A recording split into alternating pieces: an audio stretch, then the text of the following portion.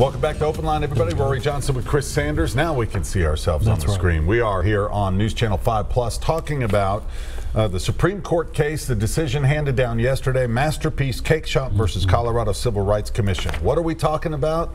Let's take a look at this piece filed yesterday with CBS News. Moments after the court's ruling, in the Masterpiece Cakeshop, baker Jack Phillips celebrated what he saw as a victory for religious freedom. In a 7-2 ruling written by Justice Anthony Kennedy, the court said Colorado officials who compared Phillips's religious objections to same-sex marriage to defenses of slavery and the Holocaust demonstrated a clear and impermissible hostility toward the sincere religious beliefs that motivated his objection to baking the wedding cake. I really appreciate you. Phillips told us when the court was considering the case that he would serve same-sex couples other baked goods in his shop, but he would not create a wedding cake. Because the biblical teaching on faith, on marriage, is pretty clear, and this is promoting a ceremony that goes against those core teachings. But the court's ruling was narrow and may well apply only to Phillips. The justices made a plea for civility in future cases, writing, "These disputes must be resolved with tolerance, without undue disrespect to sincere religious beliefs, and without subjecting gay persons to indignities." That language gave the couple, Charlie Craig and David Mullins, some comfort. You know, I think the decision in our case is so specific that I don't think it will have a larger effect on the movement. Now, the court flat out said in its decision the broader issue would have to be explored in future cases, but you could also look to what the individual justices wrote in separate opinions. Two liberal justices who joined the majority decision wrote separately to say they thought state anti-discrimination laws generally would prohibit these kind of religious objections. Two conservative justices who also joined Justice Kennedy's majority wrote separately to say they thought these kind of religious objections were valid. All of this to say this is not the final word. There are other cases on the horizon. Jan Crawford, CBS News, New York. That's why I like Jan Crawford so much. She kind of puts it all in a nutshell there, because you were nodding yes, exactly what she said. There's still a lot of differing opinions despite this case on the high court, Chris. Yep, the controversy will go on. I suspect we'll hear some of what the issues are from the callers tonight. Yeah. So, speaking of, let's go to Mel on line one, who's been holding. Mel, thank you. Welcome to Open Line. Yeah, thank you. Yeah, I just wanted to make a comment as a private small business person. I personally would service, any person of race, creed, religion. It wouldn't matter to me, and I think I speak for the majority of business people that I'm aware of. But if someone has such a strong religious belief, then I think they should also have that right, and probably in the long term, they will lose business over that. And that's just my comment. You think they would lose business because maybe there would be a pushback socially and people would say, let's boycott this business because they're discriminating? I think possibly that would happen. I do. I really that might happen. I know it would with me, but that's not why I would service them. I mean, I believe we're all human beings, and I think most people in business are not going to lose profit over something like that. But if someone has that strong a belief, and that's because of their religion, I think they should have that right. well, first I want to say thank you for serving everybody who comes in. I mean, I think that's the ideal, and I really appreciate that part of the comment. The issue with being able to turn people away based on your religion is one of principle, but it's also one of practicality.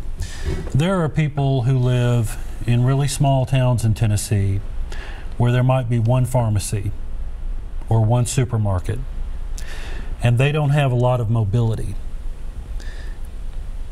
If they're turned away, it's not just a matter of inconvenience, and it's not just a matter of saying you can go somewhere else. That can endanger their health and safety. So there are some practical things that our community is concerned about whenever you talk about any justification for turning people away. How could that happen at, say, a pharmacy or a grocery store? You think that could could still happen. Absolutely, I do. Because in a small town, you might be known as someone who is gay or transgender, or someone who has been married 3 times, or unmarried and wanting contraception. Do you understand the Bakers? That he said he would create any kind of cake or baked good or whatever for any other event or celebration, but just not a same-sex wedding, and this is why. Well, I understand that is what he said. Yeah. You know, but if would you want to get into in practice, if you want to get into the issue of the principle involved, he says he does wedding cakes. Well, they're not asking for a gay wedding cake. They're asking for a wedding cake, and he's discriminating against them because of their sexual orientation. Okay. If you allow that, and the court says in its opinion, if you go beyond clergy, and we clearly understand that you cannot compel a member of the clergy to do a wedding that he or she doesn't want to do, but once you get beyond the clergy, you start getting into this long list that does induce stigma on a minority. So this is the principle versus practicality that you mentioned. If you're beyond the clergy now and you are someone like a baker, or you offer a service or a trade, you have to be willing to understand that you might be, in your own mind, giving up a little bit of your religious freedom or your beliefs based on the law, because the law says equal protection for everyone. Right. And you can't, and this is now we've crossed that line into discrimination. Right. And I hope tonight we can also talk about the serious question of whether there are religions that actually teach turning people away. I'm skeptical. I honestly am. I can understand people holding an opinion opposed to same-sex marriage, but you know, within Christianity, and that's what I've studied, I don't find grounds for turning someone away in commerce. So it's interesting to me when people say, well, when they're I have basing a religious their argument objection. on that. Yes. Now, you know, I can't tell another person, you know, what your religion is, but I can ask questions. Are you really serious about that? Is there any grounding for that? And that's one of the long debates, though, especially about Christianity, is there's such a wide swath on how it's interpreted, how people interpret their personal view of Christianity, right? Yeah. There were certainly Christian groups on the side of the baker that filed amicus or friends of the court briefs, but there were also churches that filed briefs on the other side of the question for the gay couple.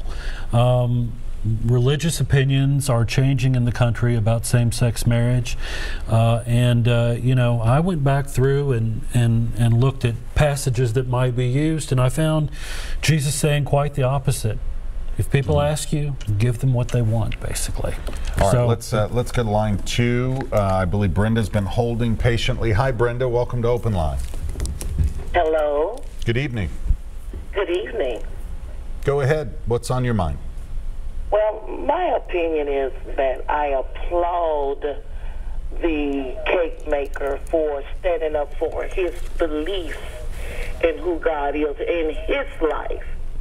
Okay, yeah. No, because he has the choice based on what he has read in the Word of God. And as we know it, traditionally speaking, it's always been man and woman. And sin is sin. God does not care about what your choices are in terms of what you decide to do on your own. But if you're walking in the authentic Word of God based on the belief in the Bible, sin is sin.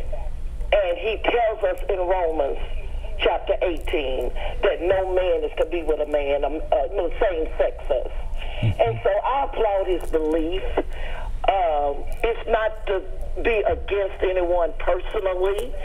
I know I have strong beliefs in God. There is a distinct difference in religion and Christianity. Christianity changes you because you want to walk a closer walk and be authentic with God. Religion is something that you just do as an ordinary continuous thing like you read the news every day.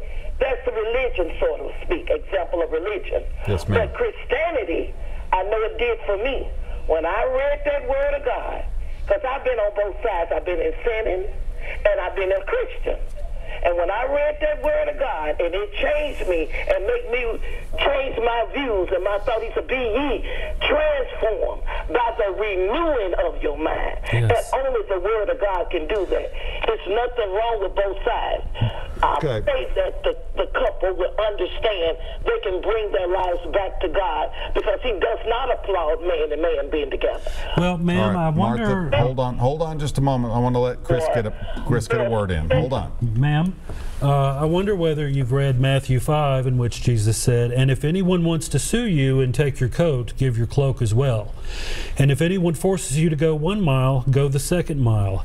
Give to everyone who begs from you, and do not refuse anyone who wants to borrow from you. In this case, the gay couple weren't even asking to borrow or take. They were willing to pay. I cannot, given that passage and the similar passage that's in the Gospel of Luke, fathom a situation in which Christianity can be used to justify turning people away in a store. I don't think that's what Christianity was intended to be about.